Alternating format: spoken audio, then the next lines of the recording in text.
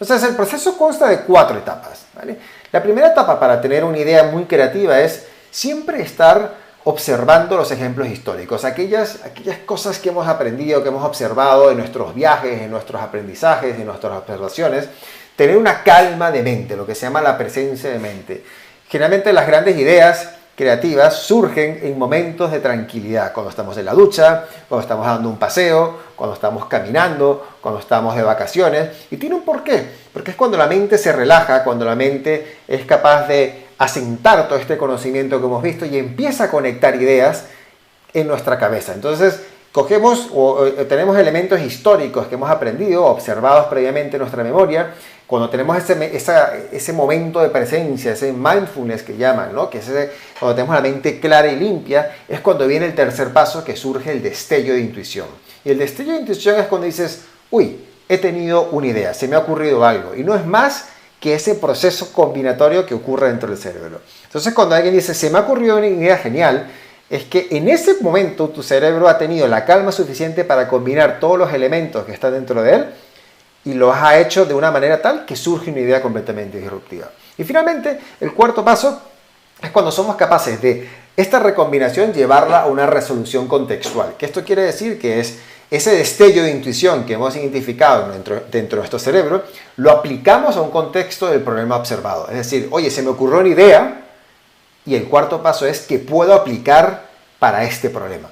Entonces es entender nuestro pasado, observar, aprender mucho, entender, empatizar, luego tener la calma suficiente para empezar a procesar esas ideas que tenemos en la cabeza hasta que de repente surge una chispa y esa chispa tenemos que atajarla, generalmente escribirla. Hay mucha gente que tiene estas chispas de intuición durante la noche y uno de los grandes, Kafka siempre decía que tenía un cuaderno al lado de la mesa de noche, cuando se despertaba en la mitad de la noche, escribía lo que se le había ocurrido. Pues es ese paso 3 de cuando viene el destello de intuición, atajar esa idea y aplicarla al problema que tenemos, aplicarla en una solución tangible que nos permita entender y aportar valor a nuestros usuarios. Entonces, con estos 4 pasos del proceso creativo, podremos tener más éxito en generar ideas disruptivas para nuestros usuarios.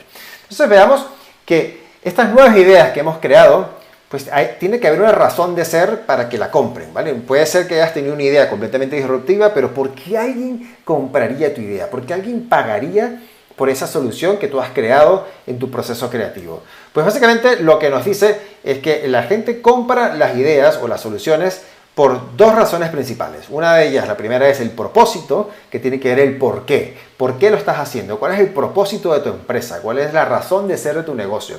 Y el segundo elemento por el cual la gente compra las ideas es porque la propuesta le soluciona un problema específico. Es lo que llamamos el valor. ¿Cuál es la propuesta de valor que estás trayendo para tu segmento de clientes? Y empecemos con el punto número 1. Para entender el propósito hay una herramienta que se llama el círculo dorado, que viene de un conferencista muy famoso que se llama Simon Sinek, donde él explica que hay 3 círculos para generar una propuesta de valor diferencial. Y empezamos generalmente de afuera hacia adentro.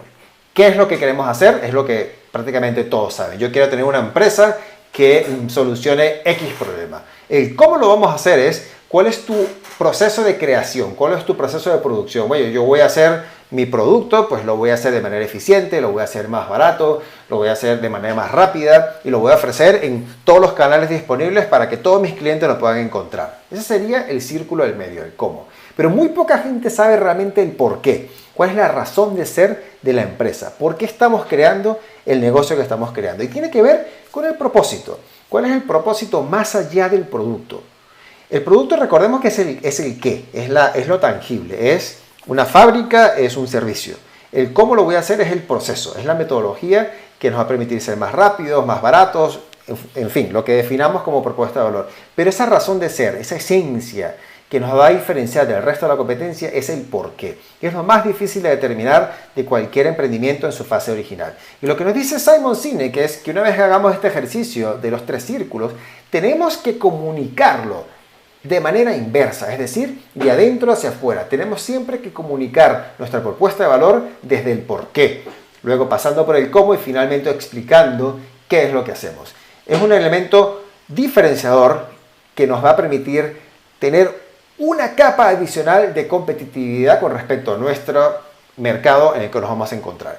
Simon Sinek, que esto es un quote, es simplemente una frase de él en inglés, que dice, al final la gente no va a comprar lo que tú haces por lo que haces, te lo va a comprar el por qué lo haces, esa esencia, por qué escogemos un producto y no otro. Tiene que ver en cómo nos sentimos, con esa parte emocional, justamente que habíamos visto en la sesión anterior. ¿Cuáles son esas emociones que nos mueven, que nos hacen decidir por un proyecto o por un producto y no por otro? Ese es el porqué, es la razón de ser y simplemente ese ejercicio de confianza que la gente termina creyendo en ti porque de alguna manera está alineada con tu propósito de empresa. Entonces entendamos que no es solamente un producto ni ser los mejores y los más baratos, tiene que haber una esencia. Y esa esencia o ese propósito es lo que vamos a ver en esta sesión 3 cuando nos veamos directamente en la clase.